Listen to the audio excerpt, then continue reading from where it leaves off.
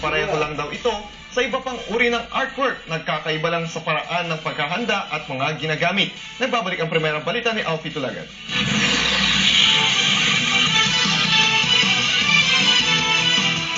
Umuusbong na uri ng sining ang digital art. Ang pagiging malikhain, lilinangin pa gamit ang teknolohiya. Ito ang kinahihiligan ng mga digital artists na nag-exhibit ng kanilang mga obra sa isang mall sa Calasiao, Pangasinan. Ayon kay Mark Oliver na 3 taon nang nahihilig sa digital art, mas matagal daw makatapos ng isang obra. Gamit ang laptop, aabot daw ng 4 hanggang 8 oras para makatapos ng isang digital art. Wala naman yun sir sa kung digital man yan or ano sir. Kasi ang art naman kasi sir, nasa artist yun. Yung magpapahiwatig ng niya, idea niya. Wala naman daw masama sa paggamit ng digital technology para gumawa ng sining. Ang mas mahalaga raw kung may tiyaga para paganahin ang pagkamalikhain.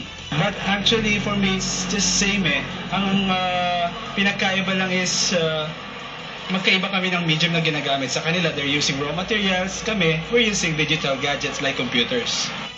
May pintahe raw ngayon ang mga kabataan na pasukin ang mundo ng sining dahil pwedeng paghaluin ang teknolohiya. Oh, actually everything we do is art eh. So mapa-digital man yan or manual. Yes, art yun. Ito, para sa Primera Balita, Alfie Tulagan.